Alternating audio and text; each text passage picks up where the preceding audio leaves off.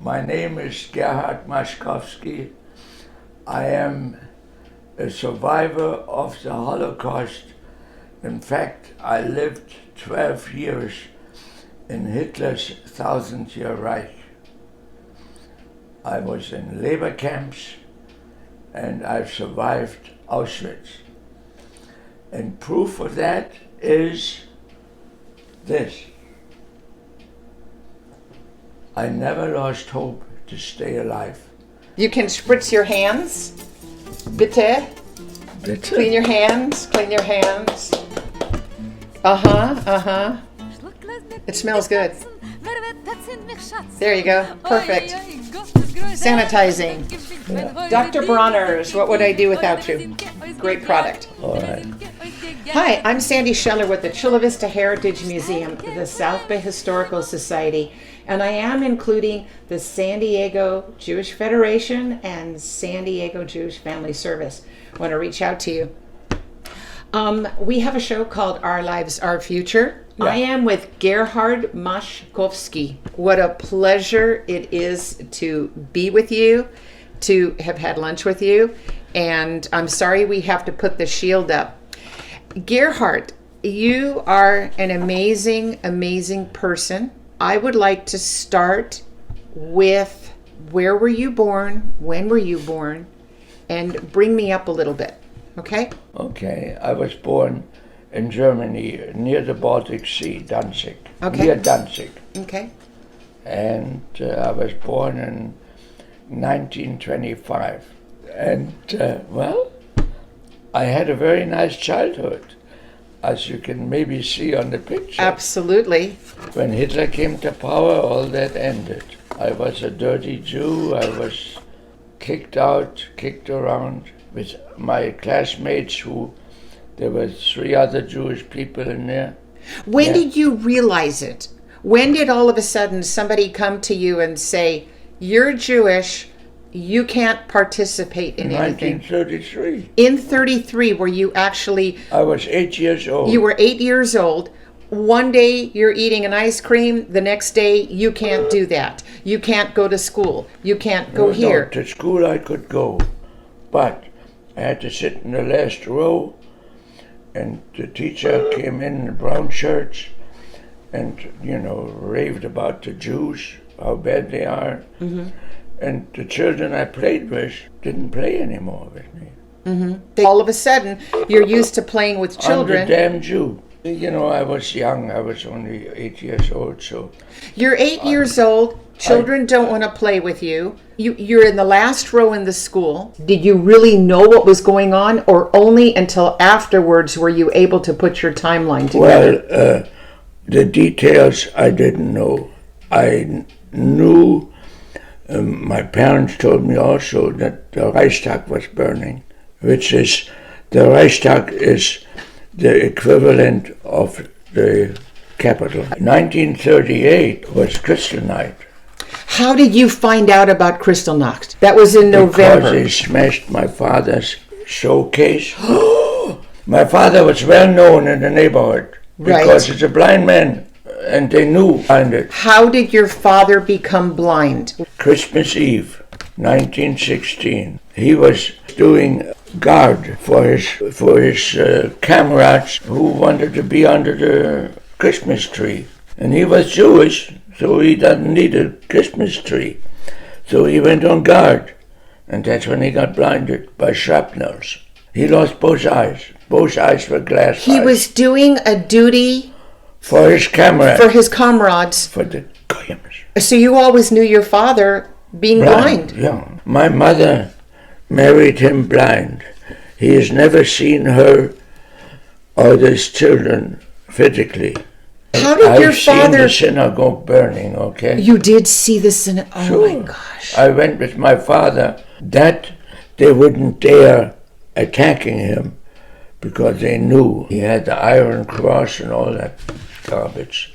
We went to a friend of ours who had a leather goods store in downtown. He was arrested already. They took about, I think, 30,000 men over 18 were arrested all over Germany. and put into camps. 9,000 died. And they were told to leave Germany within 4 weeks. And this country was nice enough not to take them. They canceled visas, affidavits, 123 of them, 1,000, that were given already by the United States. And Breckinridge Long, who was the Secretary of State at that time, canceled all of them. And the Jews stood in front of the Berlin consulate, and the SS came and grabbed them all, thanks to this country. I love this country. It did very good for me, but that I'll never forgive him. That was not right. Gerhard, in 1939, you are 13 years old. Your father is gone. No. In 41 they took him. In 41 they took him. My father was better than a seeing man. He could do anything. You name it, he did it. I can show you letters typewritten that he wrote to us after the war. He was a typist. If you know anything about typing, 120 minutes, that is 2 lines in a minute, and no mistakes. This was his life. That was his life. Being able to type. 1940, what do you remember? 1940, I was already in a camp. Which camp? Near Hanover. Well, in 1939 I went there, and I witnessed the first day of war. First day? Yeah, 1939, September. Right, September 1st. There was an English airplane came over where Hanover, over the town, and dropped leaflets. And naturally the Gestapo was all over the place, and we couldn't pick it up. You're in camps from September 1st until... Oh, I was in camp before that. You were in a camp before that? Yeah, in April. In April. I wasn't 14 yet. That was labor camp, forced labor. Tell me, what is it like September 1st to go into a camp? Where's your mother? Where's your father? Where's your family? It was not a pleasant thing, because I left. I had to leave home in April. April 39, away from my parents. What is it like to leave your parents? Not very pleasant. I mean. Did you cry? Did you have emotion? I suppose I did. Yeah. Yeah. What was the last thing? I'm very emotional anyhow, so I guess. How do you say, "I'll see you later"? What do you say? What do you do? I had no choice. There was no big thinking. That's on the train. On the train. Yeah, I was at least 400 kilometers from home. Yeah, I was close to the Rhine River. Did it hit you that all this was going on because you were Jewish? Yeah, sure. I couldn't go to school after the 10th of November. 38. In 38, yeah, of course. 10th of November, I was kicked physically out of school. 1941. What happens in... 41? 41. I was in a labor camp. Still in labor camp, same camp. In a different one. Which one? Jessen. That was 40 till half of 41 or so. That was a fairly nice camp. I have a hard time when somebody says, "Oh, that was a nice camp." You know, you're away from your mother. I'd like to explain to you. Okay. I was always lucky in all my life. I was at the right places at the right time. So, and that is one reason why I'm still here. Dare I even say 1942? 42 was bad news.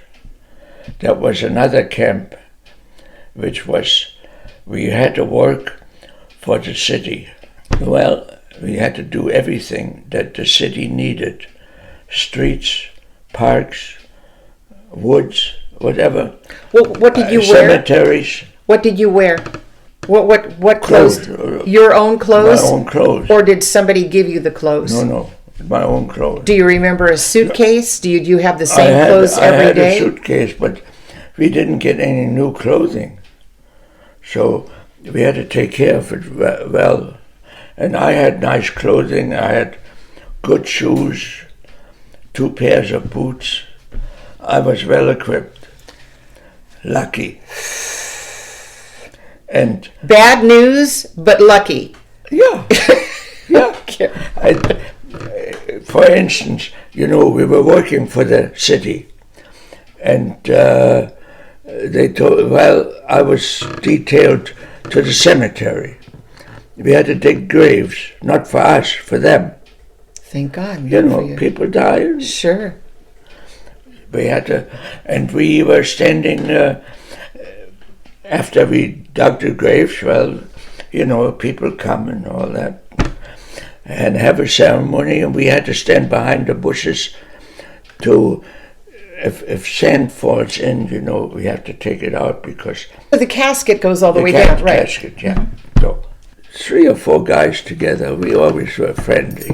And then one day, in fact, one of the first graves we dug, the people came and they came to us and said, well, we had the Jewish star on it, but we forgot the flowers. Do you have any flowers? So we said, yeah, we'll just wait. We'll see what we can do. The cemetery is full of flowers, right? So you took somebody else's flowers. We made a business out of it. Gerhard. We knew if one comes, there are more people that forget.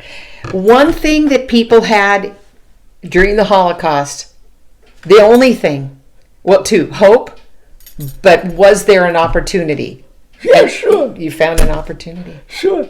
Well, the food in the camp was terrible. What was the food? All kinds of soups, and it was just not good. Soup. In the labor camp. Uh-huh. But we collected money for the flowers. After all, you don't do anything for nothing. And if you had this money, could you buy different food? Yeah, we went to the butcher shop. If you're in a camp, how do you go to a butcher shop? That was outside. We were working outside in the city. You were working outside in the city. Without guards. Got it. This was a guard. This was the Jewish star. The star was the guard. And this I didn't even have yet. But the star was the guard. And we had a... Gerhard. Well, we were still civilians. Where did you sleep? In barracks, in the camp. But when you worked, you were outside the barrack. And then this is when you were able to get what you needed. And we had to come back. Got it. We had no way to... Well, I didn't know anybody in Berlin or anywhere else, so there was no way for me to leave from there because I had my ID, had a big J on it. Oh. What color was your... Gray, it's gray. I show you. Yeah, but did it have have my parents' copy. Did it have the red stamp on it? No. No. You found an opportunity. Yeah, sure. Well, look, if you need to be, you have to be. Hey, if you need to be, you have to be. The things you learn sitting here are amazing. Are you ready for another year? 1943. Yeah, that was bad news. That was really bad news. Yeah, we were picked up beginning of 43, I think. The Gestapo came to the camp. We didn't go to work. We knew, somehow, they said no work for anybody. So we didn't know. The Gestapo was surrounding the camp and they told us, pack your things. And we went to the train station, went to Berlin.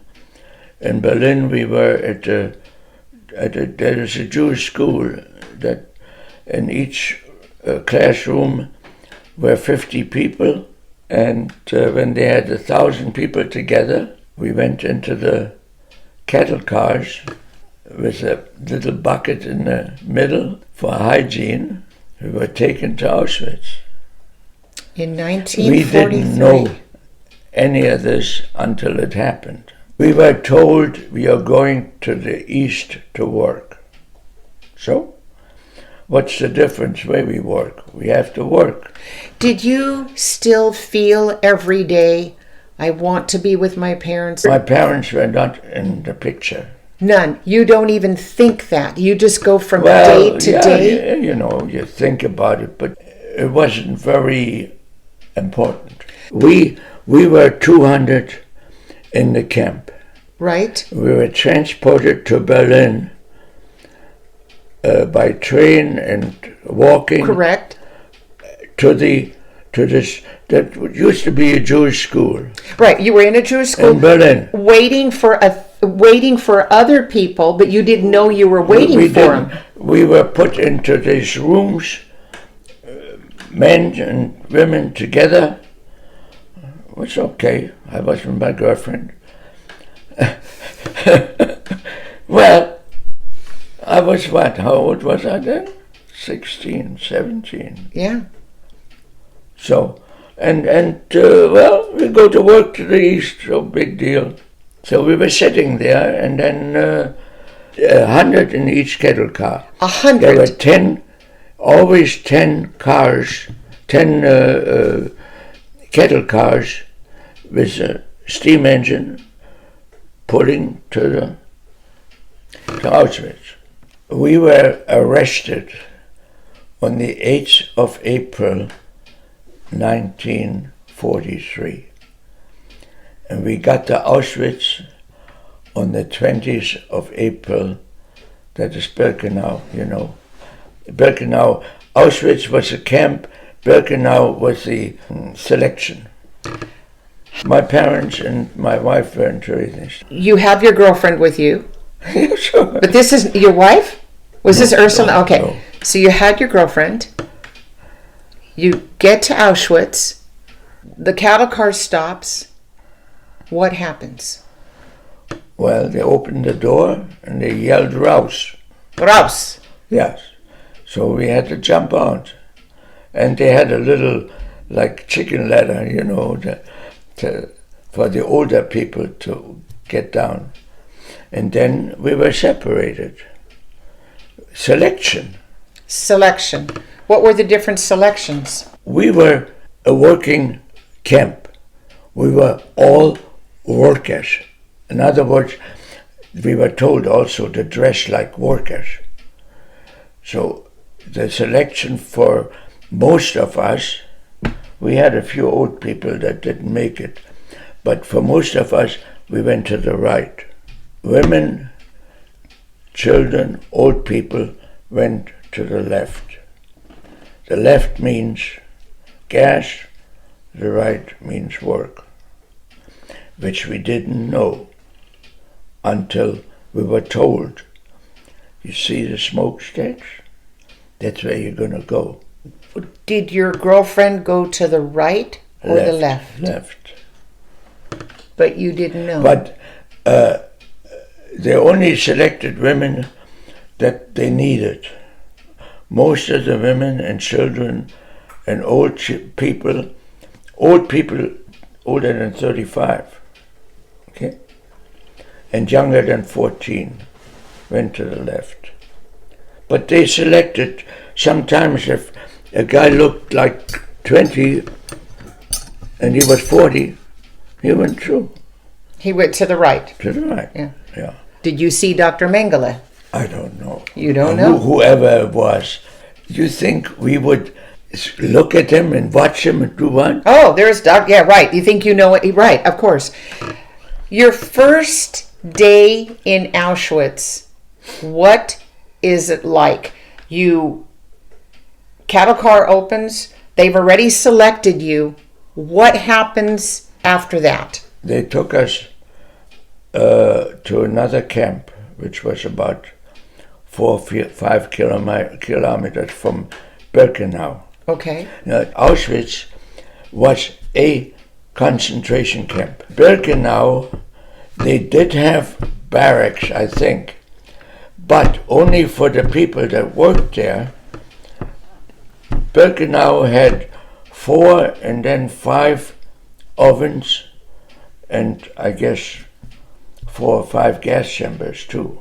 Only for the people that get there. Every 3 hours, Every 3 hours.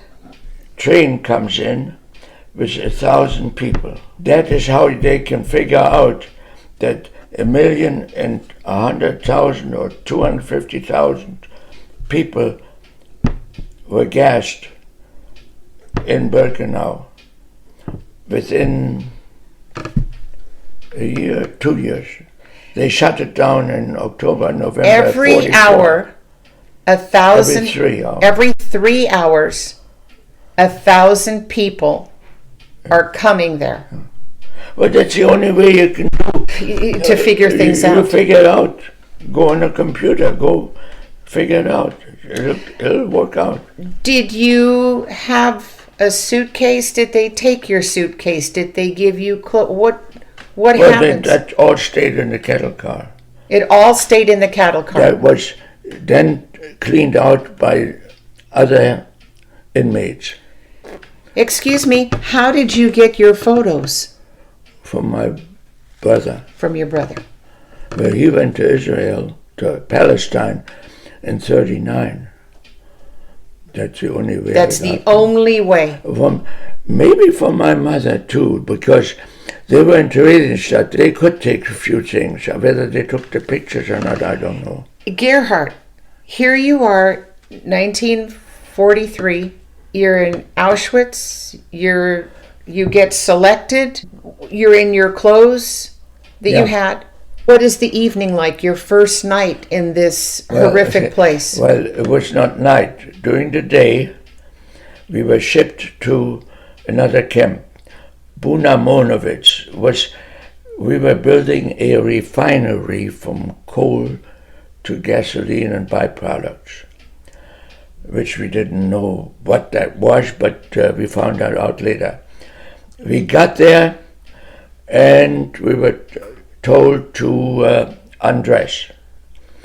And we had to even sort our pants here, shirts there, blah, blah. And my watch, there were sinks, water faucets out of stone. And my watch wound at the stone, so... There went your watch. Smashed it. Why should they have it? Well, that was the only other thing I could do. We could keep our shoes, which was a good thing. Then we were shaven, hair off, everything. Who did the shaving? Inmates. The inmates. Yeah, did. And then... This is important for my students to watch, that it was the inmates, the Jewish people, who did the shaving. Well, they had to. Right. Not the Nazis weren't going to do that. No. They were not in camp anymore. Right. This was all camp. All people arrested, and they were working there, okay? Right. So then hair off, everything, naked, and we didn't recognize each other, You look different without hair. Yeah. And then we got the number. What is your number? Huh? What is your number? 117028. Does it have an A or a B, or just one? No. A and B is 1944. Okay. I got there in 1943. My grandfather's was B11559. He came in 44. Mm-hmm. Yeah, Czechoslovakia. Whatever, yeah. Uh-huh.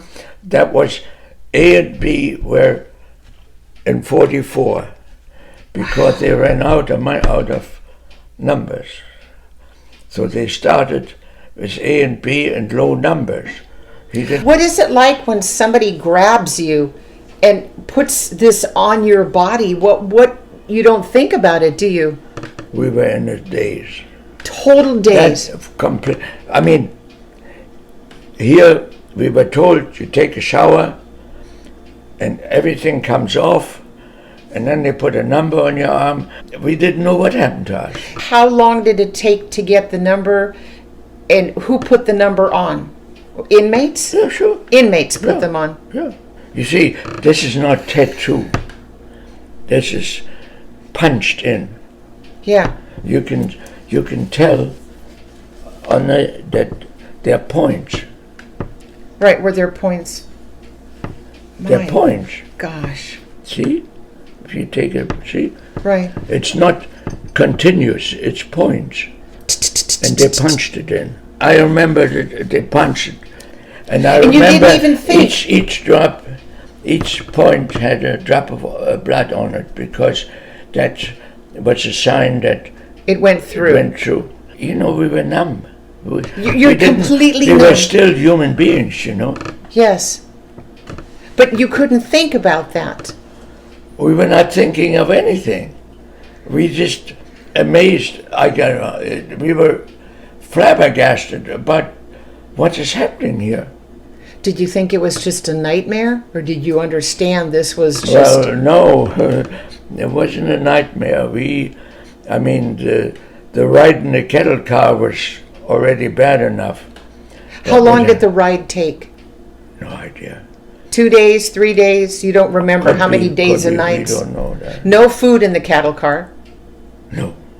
But if you had to use, you We would had eliminate. food. We had our own. We took some food. We have gotten, when the camp was closed, they distributed all the food that they had to the inmates, to the people. My God. So we had a little bit something to eat. But we didn't dare to eat or drink. Would you like to go on a pot with everybody looking on? Yeah, I know. Oh, I hear you. I hear you. But this is young, old, middle, Everybody. boys, girls, everything. That was a nightmare. I'm not even going to use the word situated, but I don't know any other word to use. You've become acclimated to... Well, the first thing they did is, after the number, after the shower, the shower was not really a shower, it was a disinfection. They had some stuff that really burned. The company that we eventually worked for was a IG Farben, which was like Dow Chemical. Mm-hmm. They were building this factory, and they dictated to the SS how to treat us, because all they were interested in work.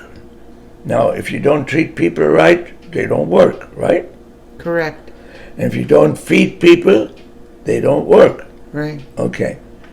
So they were seeing to it that we were fed a little better than other camps, but not enough to stay alive. And they didn't care, the IG Farben didn't care, as long as there's people working for them. The only people they cared for is specialists. In other words, people that they already trained to certain kind of work. What was the work that you did? Don't jump the gun. Okay. I remember. Well, you were in a camp where you were working with something that changed the gasoline. The okay. That's right. the factory. Yeah. Okay. Well, we were designated to a barracks. Each barrack held 200 people. Do you remember the name of the barrack? The first one, I think, was number 5. Okay. And I know I was in 7. No, the first one was quarantine, number 23. I remember that. We had a week or 2 weeks, we were not doing anything, and we had only underwear. Just your underwear. Well, the underwear had more Underclothes. holes than holes. Yeah, underclothes. We didn't get uniforms. No uniforms. No. Until... What was the weather like? Were you cold all the time? No, was that it was warm? in April. It was in May. April. It was in April. It was okay. The weather was... When you went to bed at night, did you have a blanket? yeah, for all of us. For all of you. One big blanket. Yeah, well... Somebody said there's two. One for the bottom and then one for the top. Are you kidding? No? One is enough. One is enough. And how many people were in where you slept? Sometimes 2, 3 Okay. in the bunk.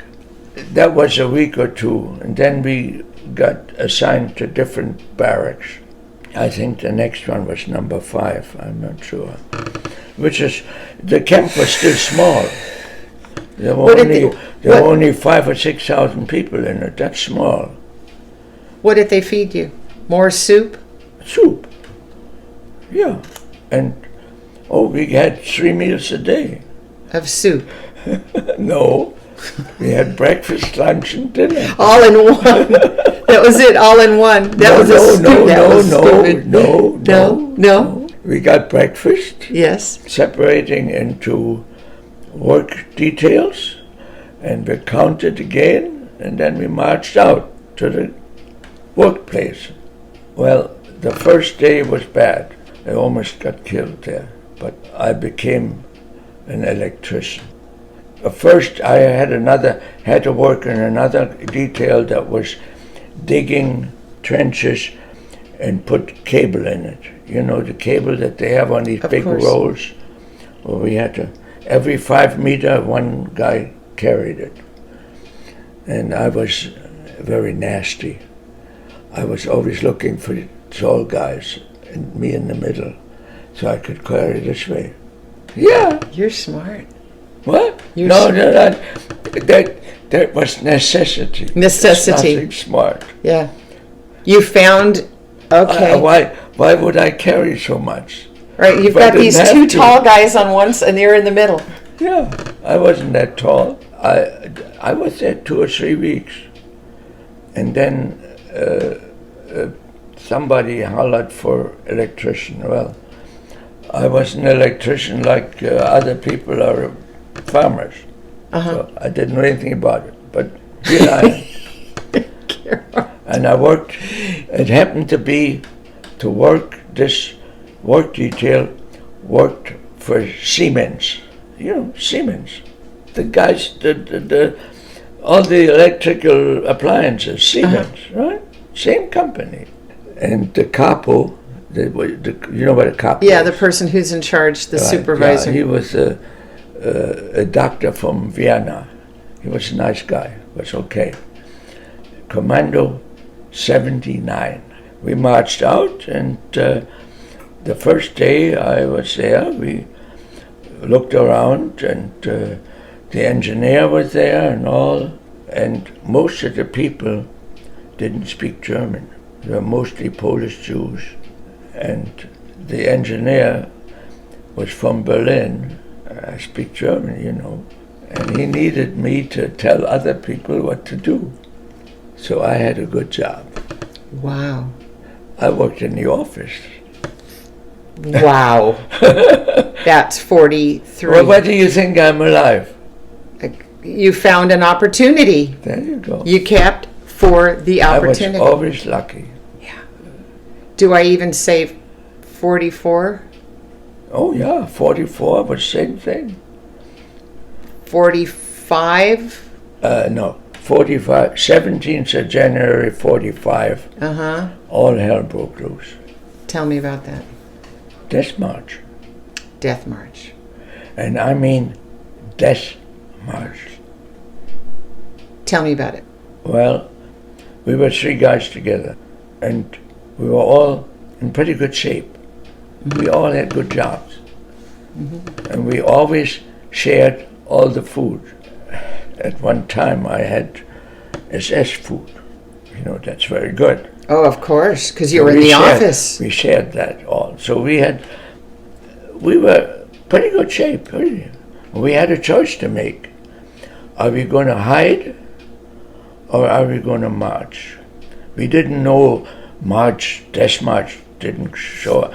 Just walk out the camp. We didn't know what to do. Are we going to get shot or are we going to walk? Because we took a chance. You know, if you hide under the barracks or so, it's possible to get shot. We didn't realize that the SS was already marching. So we marched. It was a wrong decision. How? The first 2 days we went to Gleiwitz, which is a state. That's where my grandfather was. Okay, yeah, that's where the coal cars were waiting for us. Mm-hmm. Not for me. I was in a bunch with about 3,000, I was told. I didn't count. No. and we start marching. And that was bad news. Remember, 17th, 18th, 19th of January we started to Gleiwitz we marched 2 days. And then we went on in cold, snow, and cold. Poland was cold. And you know what schmattes are, right? Yeah, schmattes, you bet. Okay, that's junk all. Things. That's all we had. Were the schmattes. Schmattes. My viewers are going to learn clothing. some words here. Bad clothing. I mean, bad clothing. Really, clothing that not even the poorest people would wear. So, well, we marched. Altogether, I was told 500 miles or so. Well, 3.5 months.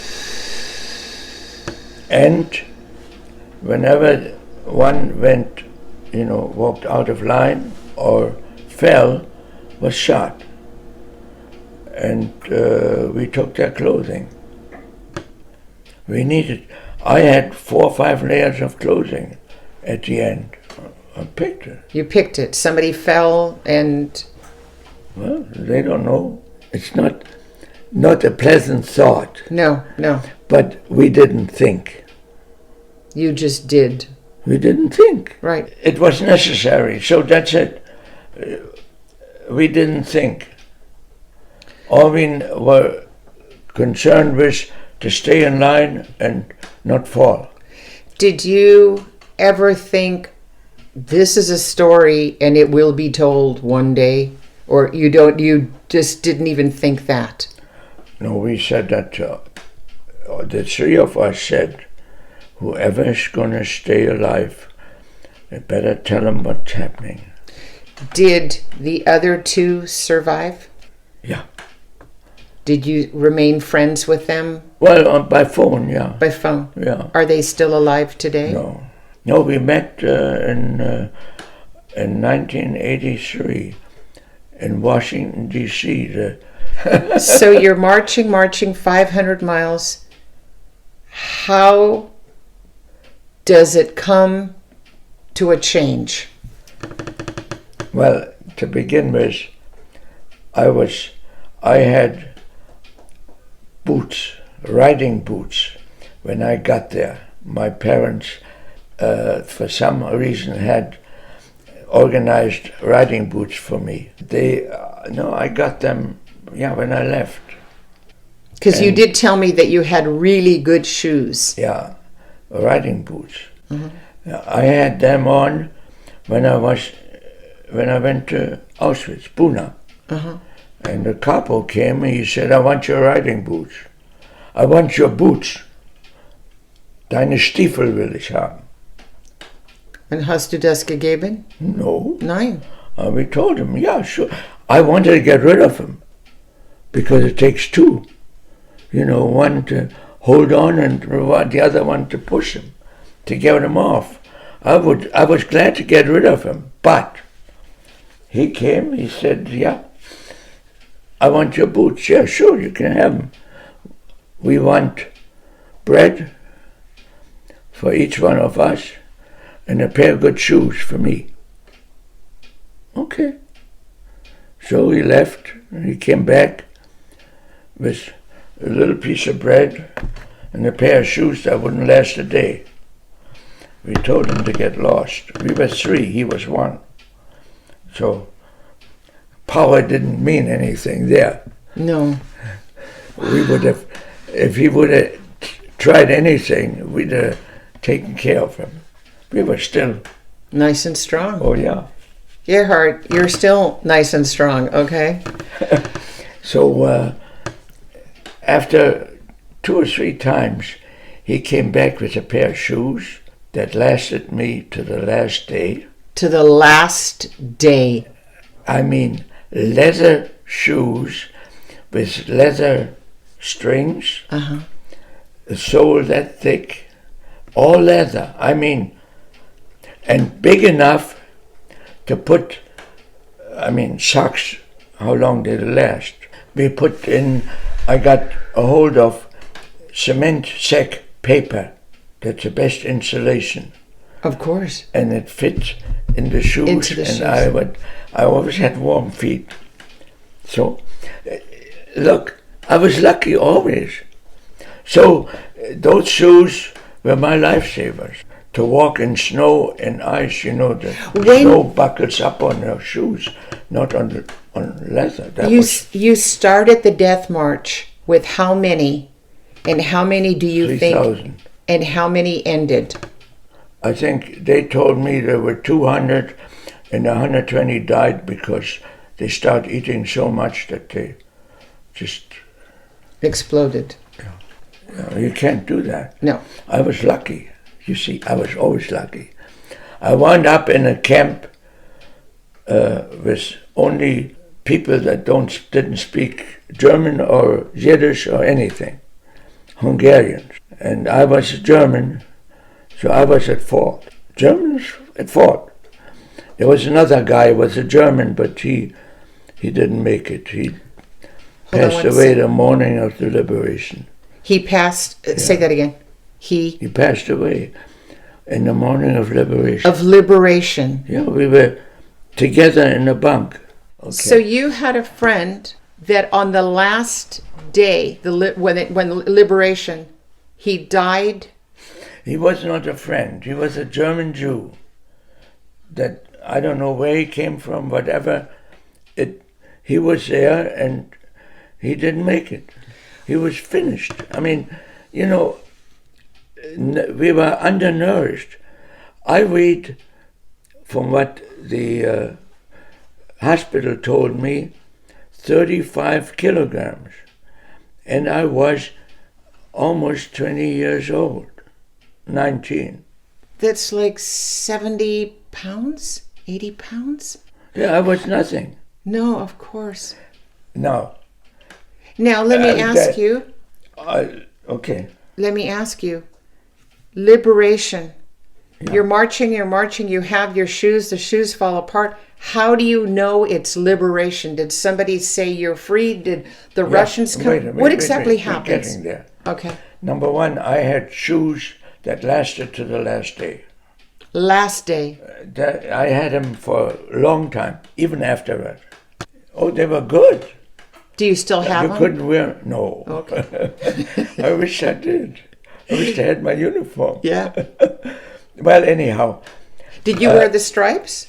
Striped? Yeah. No, naturally. So I witnessed, really, at night, the guards left.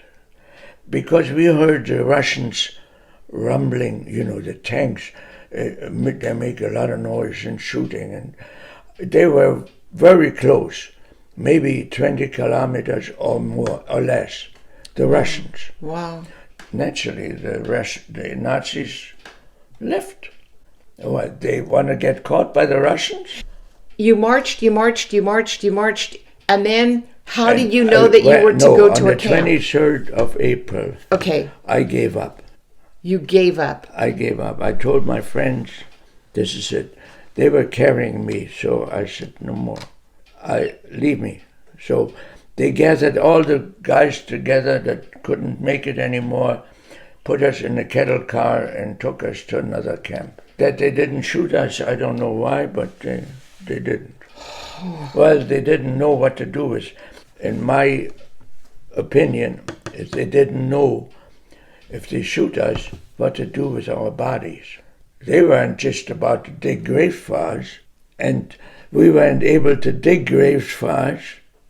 So they, I guess, that's my guess, to make 1 and 2, to make 3 is, well, we'll put them in another camp and let them starve to death. Which they did. They didn't feed us. And I was there, I think, 2 weeks. No food, no water. Water, yeah, I think we could organize. Organizing meaning stealing. No toothbrush? What did you do? Use your finger? Use a piece of paper? How'd you clean? What? Your teeth. How would you clean your teeth? Did you wipe your teeth? You kidding? Yeah. With what? Yeah, with what? Yeah, oh yeah, we had an electric toothbrush.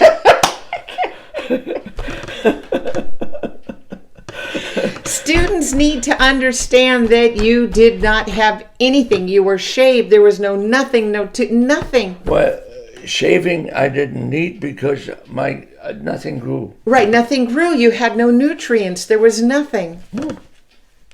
So now you're in another camp. You're there for 2 weeks. About with 2 no weeks. food. And yeah, hardly. Maybe we got something, but there was nothing really. And who was running this camp? Some SS, I suppose. Okay. We were upstairs Okay. in bunks. And, well, liberation came. I knew not to stay in that camp that another 15 minutes because those Hungarians would have killed me because I was a German. No, it was dangerous. No, of course. So, Of course. not that I was Jewish. That didn't mean anything. That didn't to mean them. anything. They didn't know. They didn't understand Yiddish or German. They didn't speak it. They didn't know. I guess not. So I was, they brainwashed them. One of them maybe yelled, that's a German, so they all believed, oh, the German, no good. All right. So So what I happened? got out of that camp as soon as it became morning because I seen the SS leaving. The guards, Left. they left. The Russians were minutes away. So I crawled out, that's all I remember. I crawled out of the camp. I couldn't walk. And I went next door. There was a German woman. And I told her, I think I remember that. I told her, give me something to eat and clean me up. And well, she knew what was going on. She knew who I was. Well, besides that, I had a striped uniform on it, I was, can you imagine? I didn't see any water to clean or to do anything for what, 3.5 months? How we looked. She cleaned me. But a real bath and a real water for years. Yeah. Yeah. And she did try to clean me, and I yelled, and that's when she stopped. I think everything hurt. I was going to say, it must have just I felt was so skin and painful. bone, yeah. Yeah. And that's all I remember. She gave me a boiled potato. It was delicious. It was the best thing there was for me. Because anything richer than that, I could have died from. And that's all I remember. I think the Russians or somebody took me to the hospital, to Breslau. That was about 40 kilometers away from the camp. It was not very far. So they took me there. So your day of liberation was what day? When you think about 7th of May. No more camps. I didn't Free to think. go. There was no thinking. No I thinking. I was gone. And where do you go? 7th of May, no camps, you're skin and bones. You have this... To the next door neighbor. to the next door neighbor, which you talked about, who gives you a boiled potato. And that's it. I don't remember anything else. I remember, I don't know how many days later, I have no idea, that I woke up in the hospital and the doctor told me, "You're alive?" You're alive. So, and it was a Catholic hospital. The nuns were pretty good. Tell me about the nuns. Huh? Tell me about the nuns. They were nice to me. I mean, I was the only survivor that ever got there. You know, the striped uniform and all that stuff. Right. They gave me something to eat, just a little bit. And I was, I was awake already and I hungry. I mean, really hungry. And here they give me just a little bitty piece. And I used choice German words. I'm sure you did. Do you want me to die again? Yeah. They didn't say anything. Aber du hast das gedenkt. They fed me maybe every time a little bit. But that was not enough.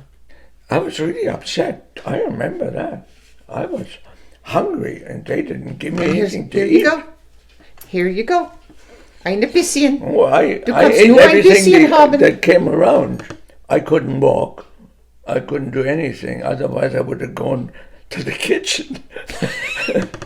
But I couldn't do anything. It took them 4 weeks at least before I could just get on my feet. I kind of understood why they gave me a little bit to eat, because you would have exploded. I would, diarrhea, and that was it. That's it, yeah. They kind of knew about that. Yeah. Because from the other soldiers. Sure. So I think after about 4 or 6 weeks. I have interviews from obviously other people, and they told me that when somebody made them their first meal, they left the kitchen, and when nobody was looking, they took the whole thing and ate it, and the next day they were so sick. So they had to introduce the food to you very slowly, Gerhard. Oh, yes. Well, that's why they knew about that from the soldiers that came back from Russia, because they didn't feed them either. Sure. So they knew.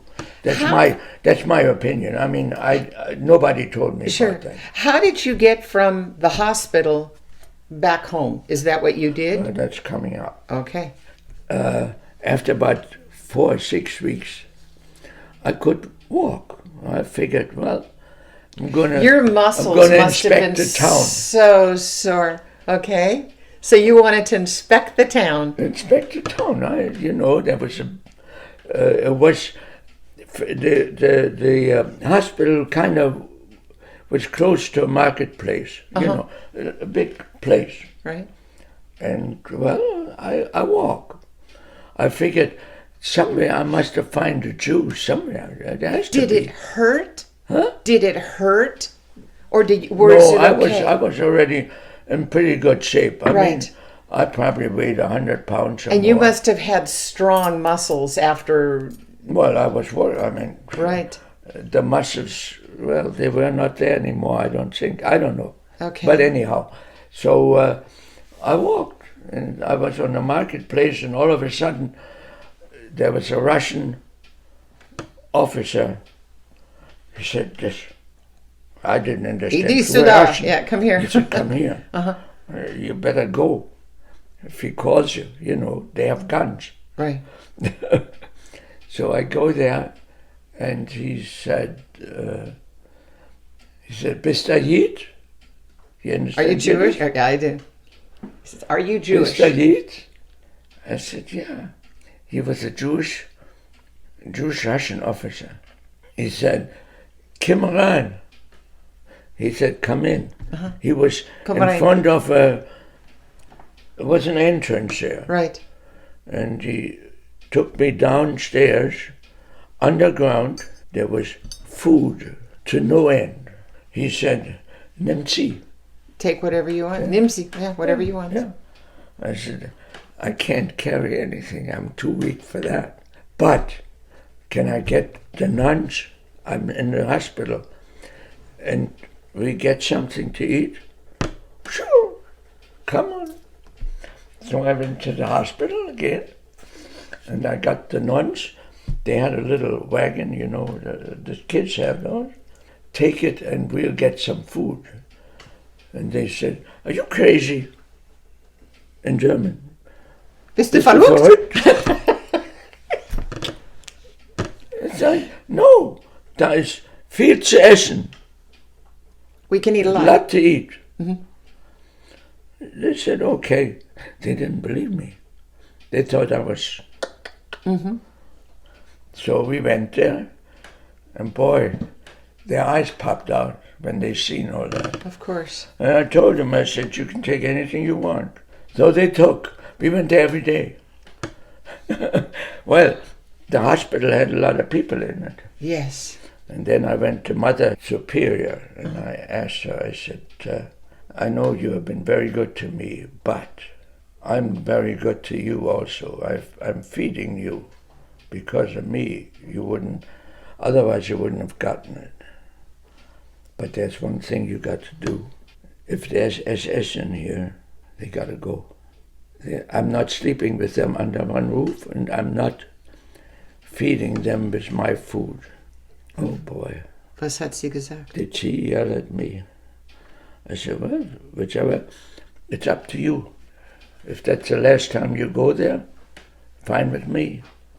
But I will not be under the same roof with an SS. That's right. And I went through the rooms. Did you find any? Yeah. Did you throw them out? Mm-hmm. Yes, the Russians took care of it. Yeah, I had to get them out. Some of them couldn't walk. They carried them out. They just, at that time, I told them, the Catholic nuns, what happened to me. And I showed them the number. They didn't know they'd never seen a survivor. Because I was one of the first, I was the first one in town. They had no idea what was going on. Really not. They didn't know what Auschwitz was. A lot of them didn't. A lot of Germans. Did your number fade? Oh, yeah. But the memory didn't. No. I mean, it's still readable. I know. But it was very strong. They used blue ink, and it was... But now the memory is stronger. You'll never forget that. I mean, it's there, Of course. It reminds you of the little Sure. things. So now the German soldiers, they are raus. They are raus. That's right. They're out. The ones... How did that feel for you? Good. The Germans, look, I'm liberated. I'm now king. The German never looked at me crosswise because I get mad. I was 3 months in the hospital, but I was in good shape. I was guest in the hospital. Of course. And I walked around. Never bite the hand that feeds you. And then I was looking for Jewish people. And there was a federation. I guess I name it Jewish Federation. There were Jews getting together from all over. Uh-huh. There were a few German Jews, very few, mostly Polish Jews and all. But at that time I spoke Yiddish, so no problem. And while I was, I was still guest at the hospital. I had my room, and no, you had your king's castle. one day I was walking around and I've seen a survivor, supposedly, a nice uniform, striped uniform and all. So, I greeted him, and he did speak German. I think he spoke German. For some reason, I don't know what, it dawned on me. He looked better than I was, and clean, in a nice uniform, and he had a bicycle, a nice bicycle. And all of a sudden, you know, like a lightning going through your head, it's a guard. It sure is. And he put himself into a uniform. He sure did. I knew this was coming. Doggone it. And well, all I do is call a Russian soldier Say, and says, I like that bike. SS. SS. You know what he does. Raus. And he took the bicycle instead of me, the Russian. The Russian took the bicycle. You didn't get the bike. He No. got the bike. A nice bicycle. Really? Yeah. Oh my A bicycle would have helped me. God. Oh, for sure. After the hospital, I told you the Federation, there were a lot Yes, a of, group lot of of people. Jews there, coming from camps, from all over. And we got together and we said, we got to get out of here. This is the Russians, you know, we don't know what to do here. Who knows what's going to be. Wir haben genug gehabt. Yeah. So, We've had enough. So we found a guy with a bus, and we told him, a lot of the Polish Jews had diamonds and all that stuff. They got it from they were in better shape than I was. So anyhow, they paid him to take us to East Germany. It wasn't that far, but we had to go through from the Russian zone to the Polish zone to East Germany. Well, we got to the Polish border, and he said, I'm not going. Oh. We got to the Polish border. To the Polish border. And the Russians said, you stay, the Poles, you come. So the bus driver said, ich habe Angst um meine Reifen, my tires. Concerned with the tires and us. So we said, go. No. So we took him off of the seat, and we had a guy that knew how to drive. So we went. And the Russians and the Poles were standing there with their guns drawn. So our driver said, I'm going, let him shoot us. So nothing happened. We went to the Polish border, and then we went to East Germany, and we told the driver, adios. Hasta la vista, baby. That's it. Well, the driver was with us, you know, but he wasn't driving. So, well, at least we were in the East Zone. You got it in the East Zone. Zone. Sure, you're back. Yeah. And in the meantime, I had a girlfriend, not the one that, I mean, in fact, I tried to find her, but in Berlin. She was a Berliner. But her mother was kind of sick, so I guess she went to Auschwitz. And that's it. So, but anyhow, that girlfriend was very nice, but the mother was a pill. Terrible. So one of those days, I said, I'm going to have to look for my family. Maybe I can find somebody. Unbelievable. Your father? My Your mother? Your brother was in Israel? And yeah. My immediate family survived.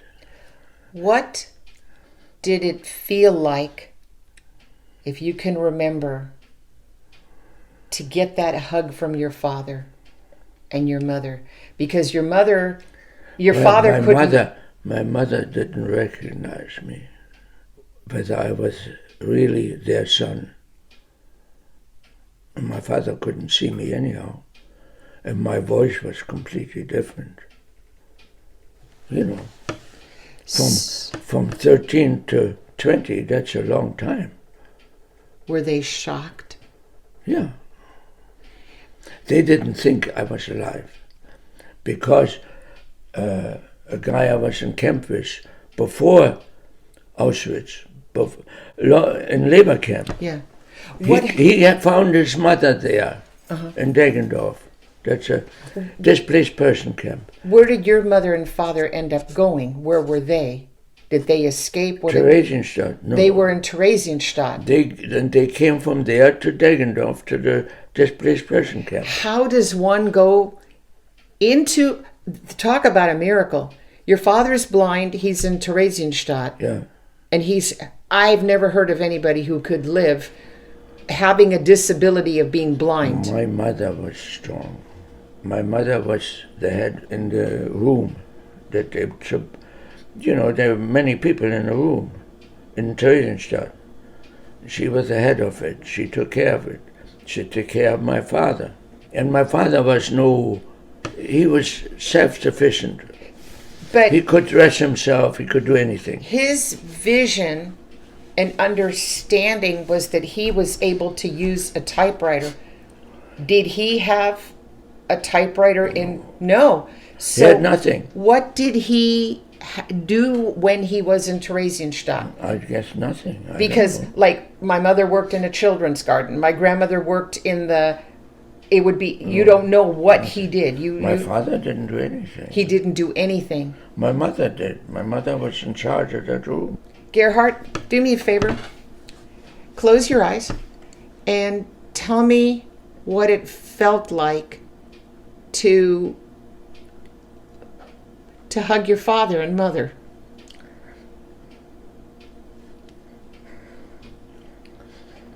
Do you still think of that today? Sure. It was unbelievable.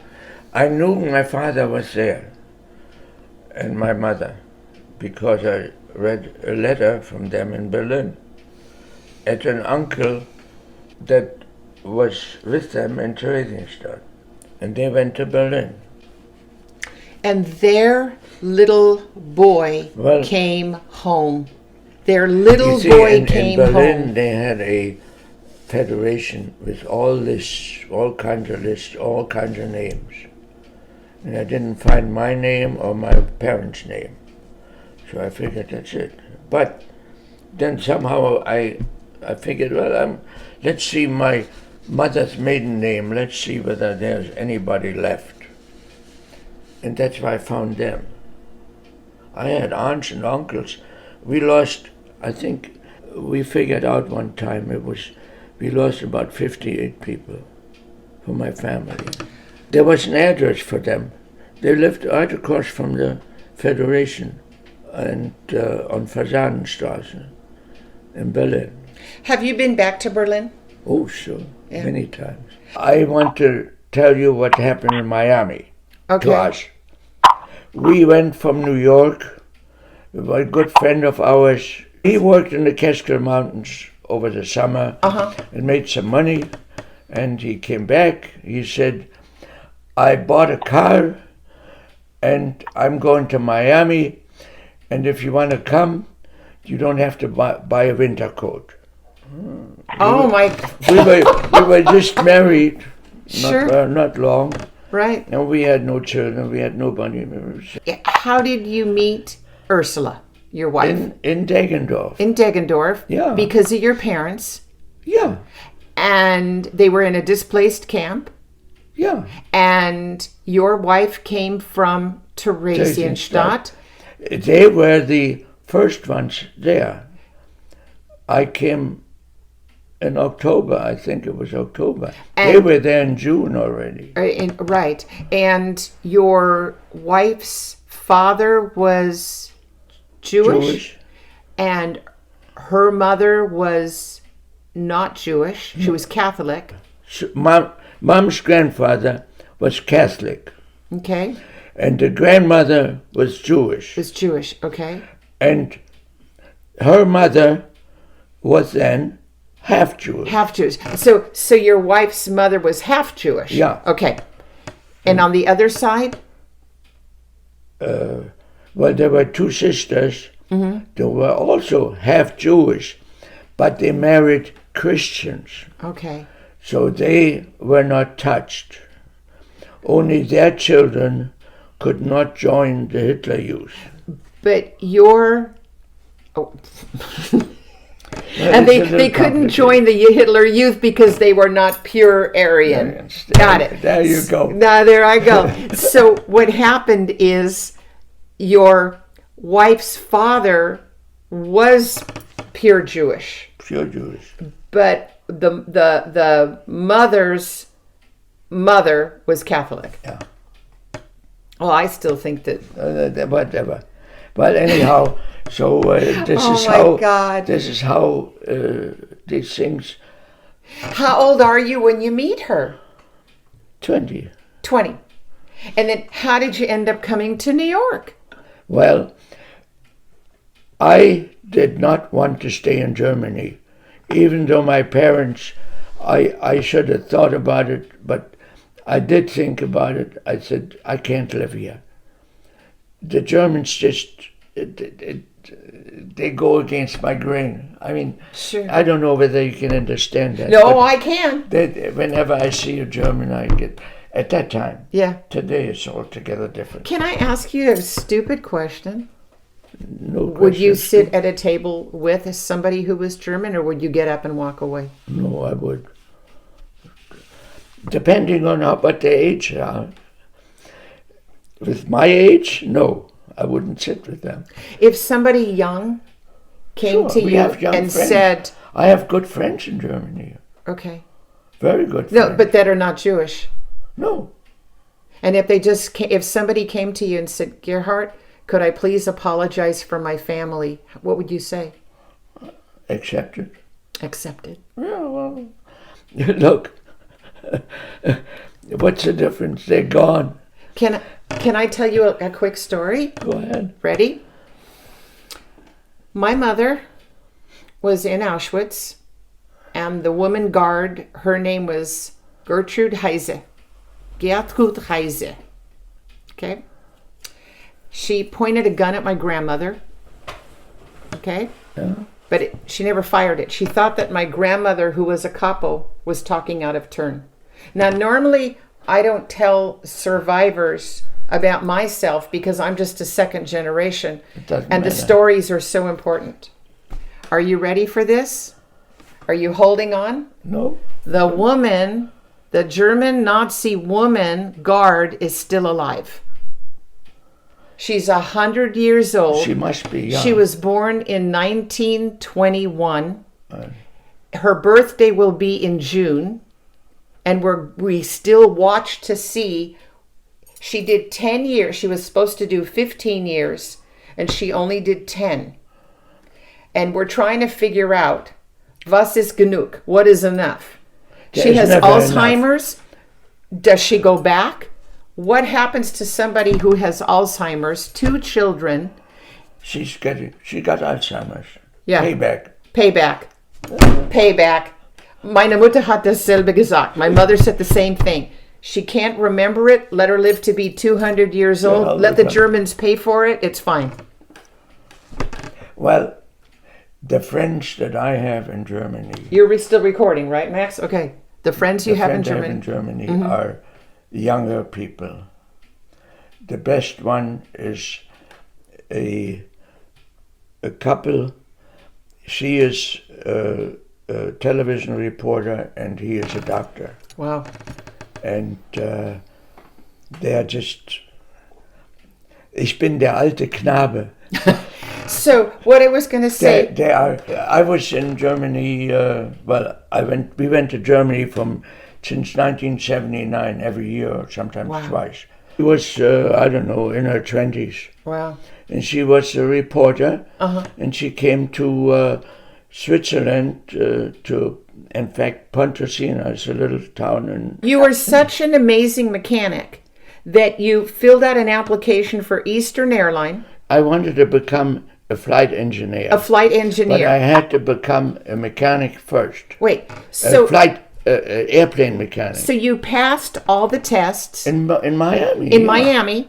Then when it came to the last question... Atlanta. In Atlanta, what was the last thing they asked you? I told you. One more time. What church you belong to? They wanted to know. But it was in 1953. In 1953, the last question for employment was, what church do you belong to? Yeah, we let you know. What did you do? They still let me know. Did you say what? They still let me know. They still let you know. Did you get the job or no? No. You didn't. What did you put on there? What was your answer? Jewish. You put down Jewish. Look, I got it here. How can I?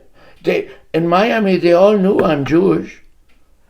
My gosh. But in Atlanta, they In Miami, he was hired, and then what happened is they flew him to Atlanta. Yeah. He filled out that last part of the application. Yeah, it was a questionnaire. A questionnaire. And I've passed 95.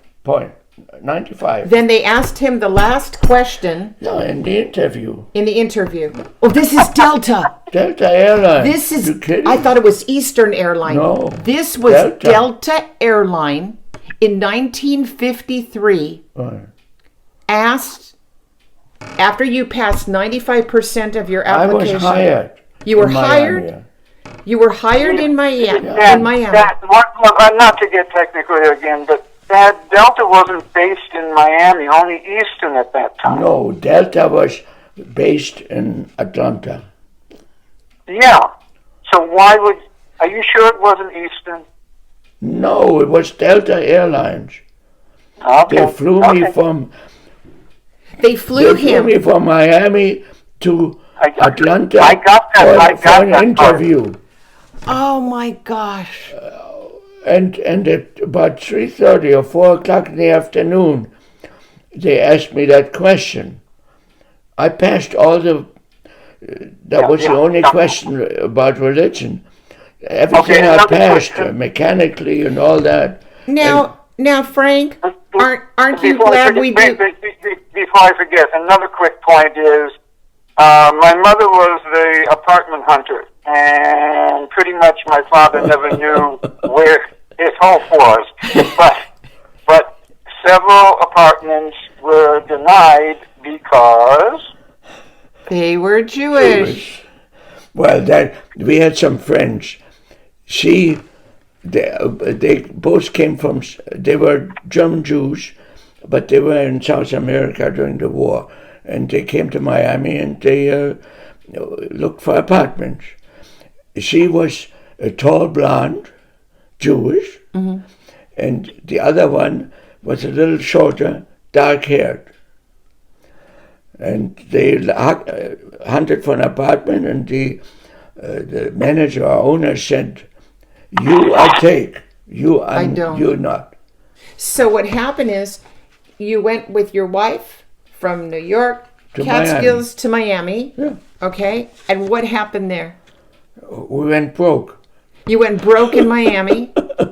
Well, we went there with $70 in 1947. Oh my gosh. And we didn't know what Miami was. Hot, humid, and bugs. Boy, oh boy, that was some letdown. But we were there.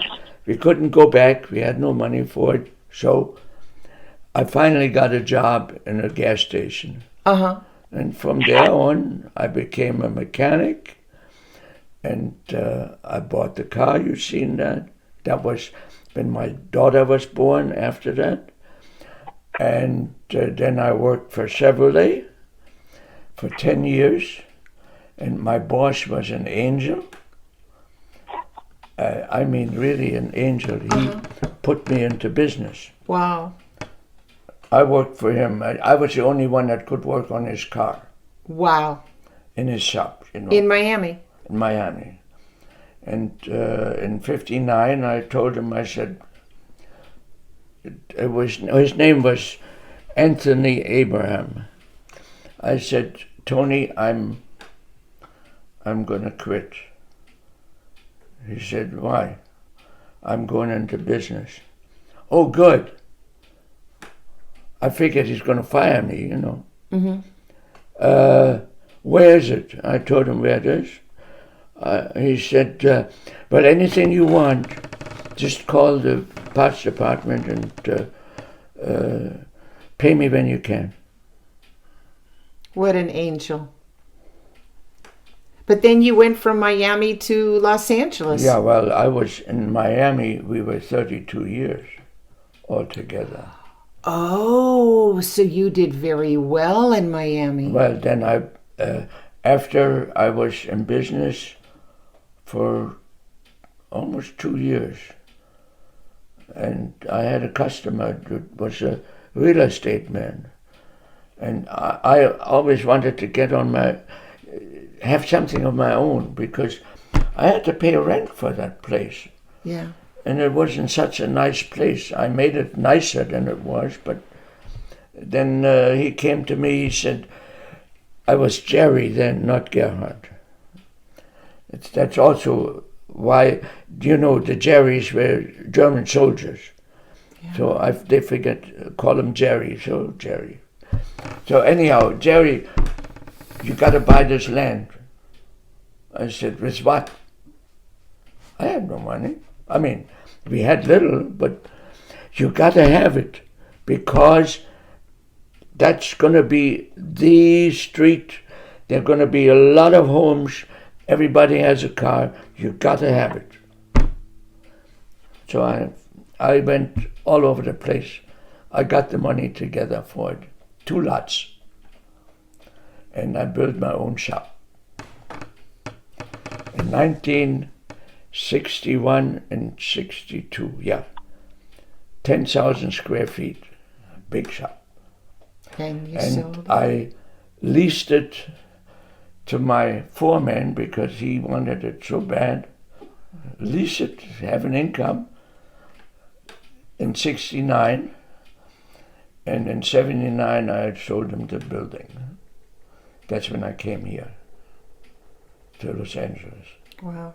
And then from LA, you came to San Diego. After my wife passed, yeah. Your wife passed, and then you came to San Diego. Yeah. Gerhard, I have really enjoyed talking to you. I hope that I can come back. You had bad days, but you were lucky.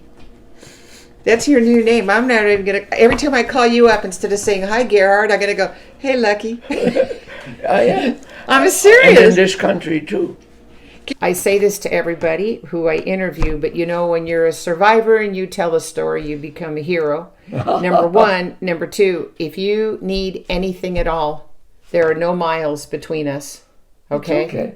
You know the Beatles song, don't you? No. All you need is love. There you go. Bum-ba-da-da-dum, right? And I have good friends here. We play cards. Yeah. All kinds of cards. I love it. You play cards? I do. What? Canasta? Oh, Gin? You better come here. I'll come here. The only thing I don't play is Mahjong. No, we don't play Mahjong. Oh, thank God. we play gin and canasta. Okay, we're on. Gerhard, it has been absolutely wonderful being with you. I'm sorry for the shield, but it's better than having a mask. I think you're amazing. I say this to my survivors, just so you know. When a survivor tells a story, they become my hero, and you're my hero. Thank you so much for watching. This is Our Lives, Our Future. And with that, let's go ahead and wave goodbye. Thank you.